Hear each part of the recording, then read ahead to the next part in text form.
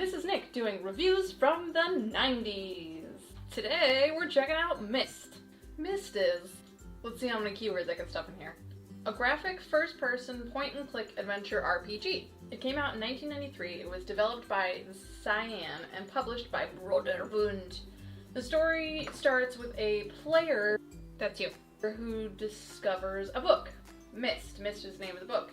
And once you start reading the book, you get transported to the island of Myst. The player, known as Stranger, there's absolutely no way you could know this, has to piece together bits of the story by solving puzzles and collecting information. Stranger discovers two books in the library. One is red, one is blue. They're both like the books that brought you there, like the Myst book.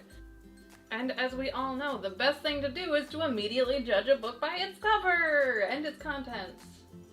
Except that they contain other trapped souls. You're kind of trapped in Myst in this, and they're trapped in their own books. You have Cirrus and Achenar. Cirrus is in the red book, Achenar is in the blue book. By finding color-coded pages for these books, you can get more of the story of how they got to be where they are. I honestly cannot imagine playing this game colorblind. That would be awful. It would be like 50 Shades of Grey, only in Myst. 50 Shades of Myst Grey. The story itself is about a man named Atris and his two sons. Atris learns a skill from his father that allows what he writes to become a reality of sorts. This sounds a lot like Inkheart, actually. Maybe Inkheart is based off of this? I don't know.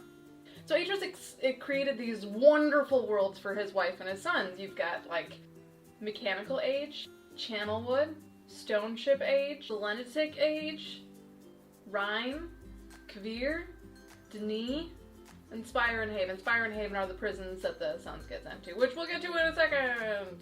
Now the sons learn that they're more advanced than the natives who live on these particular worlds. And what do you do when you find out that you're better than somebody else? You rub it in their face and use it to your advantage, right?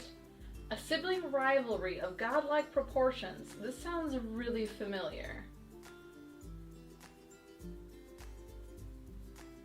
Cirrus does his power grabbing through manipulation and greed and cruelty, and Achenar does his power grabbing through torture and violence, experimentation, all sorts of crazy shit. Odin sees what his son Atris sees what his sons have become, and he devises a way to trap them. Basically, he says, here's this book, you can't have it, and the sons are like, all I want in life is that book, it's the best book I've ever seen, all I wanted. And as soon as they open it, they get trapped in their respective prisons, and then Atris takes pages out and, like, scatters them all over the ages. It's terribly exciting. Where's Atris in all this? Atris is trapped in his own effing world, Denis. His wife apparently, like, trapped him there and took one of the pages out and hid it, and now she's gone. She's been kidnapped by who knows what. What is happening? There's, like, a whole nother story here that's not explained in any way, shape, or form. So, by trapping Atris there, Catherine, the wife, basically just takes a page out of his book. By taking a page, literally, out of his book.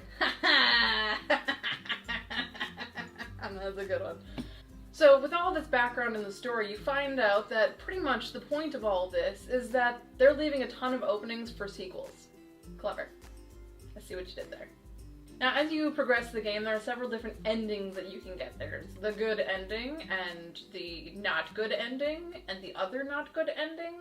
Once you get to the good ending, you meet Atris, and Atris kind of describes everything that's happened, and how you're now free. You can do whatever you want. You can travel to Myst, you can travel to the other ages. What people failed to realize is that you never actually get home.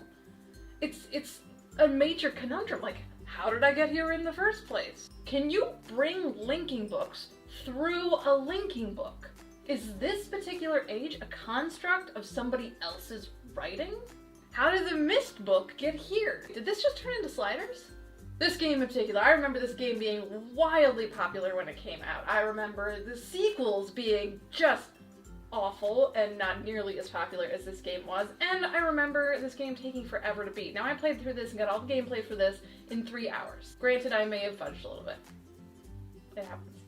So the game has all sorts of puzzles and things to examine and pretty pictures, but there are also, like, hidden things, like that second fucking brick tower in Myst that I always forget to flip the switch on. Now, the puzzles can range from simple and engaging. Oh, I get it. It's the constellations. To tedious and enraging. You seriously spent the last 20 minutes in this one fucking puzzle and I can't figure out how the fuck it's supposed to go! Sometimes, just when you think you've figured it out, you realize you're using a guide from a completely different game. North, north, south, southwest, west, north. Wait, what? What?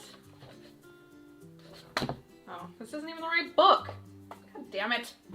I always take notes. But sometimes notes are just not enough. I'm pretty sure that in order to work for Cyan in the 90s, you just had to be a sneaky bastard. Now overall, the worlds were pretty and exciting and there was lots to interact with and neat little touches and hidden things. And it was just a really nice, fun, not overly complicated game to play. Except for Channelwood. Channelwood is a bitch. It will always be awful to navigate. I hate that part of it. It's the prettiest part. I love how pretty it is. It's just awful to navigate. They've released realMyst in 2014 and it's a re-prettified version of Myst. Everything's 3D and exciting and there's an extra age added to it, but I can't get it to work on my computer. The Windows 95, 98 version of Myst, sure, I can get that to work here in 2016. But the one released in 2014? Nope. Of course not. So overall, I really love this game. There are little itty bitty things that are a little frustrating and hard to deal with. But I love the puzzles. They're hard, but they're not too hard. And I highly recommend that if you haven't tried it in the last 25 years, give it a go. I'm pretty sure you're still gonna like it. Make sure you comment, like, and subscribe if you like what you see. Let me know what you like. If you want to see something in particular from the 90s reviewed, let me know in the comments. Alright, join me next time, and hopefully this has been amazing!